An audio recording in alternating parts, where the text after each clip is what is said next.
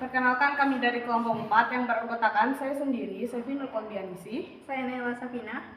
Saya Rifki. Saya Saskia. Saya Putra Berliani. Di sini kami akan membahas materi tentang penanggulangan bahan B3.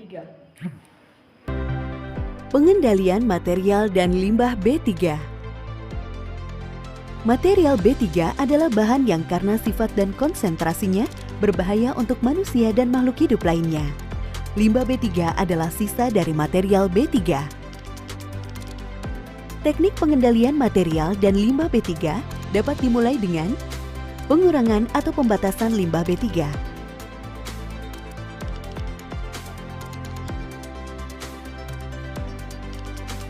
Dapat dilakukan dengan cara pengurangan sumbernya, penggunaan produk yang dapat didaur ulang. Terdapat kebijakan perusahaan dalam pengaturan pembelian alat atau material yang ramah lingkungan. Mengidentifikasi karakteristik material dan limbah B3 melalui MSDS.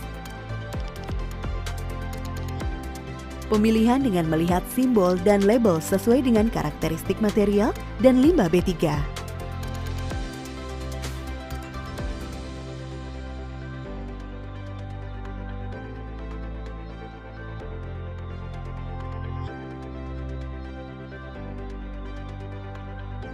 Pengemasan B3 dan limbah B3. Mengetahui karakteristik B3 dan limbah B3. Kemasan dalam kondisi baik, tidak bocor, dan tidak berkarat. Bahan kemasan tidak bereaksi dengan bahan atau limbah B3. Bahan dan limbah B3 dipisah sesuai jenisnya. Harus mempertimbangkan volume B3 dan limbah B3 dan lama penyimpanannya. Harus diberi label penandaan kemasan kosong dan label petunjuk tutup kemasan.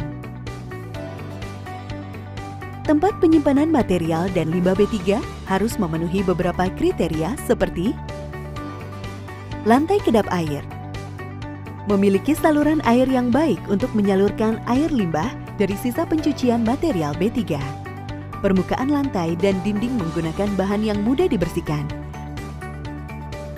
aman dan dapat dikunci.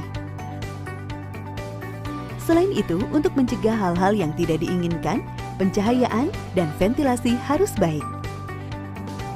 Konstruksi dapat mencegah masuknya hewan pengganggu dan serangga.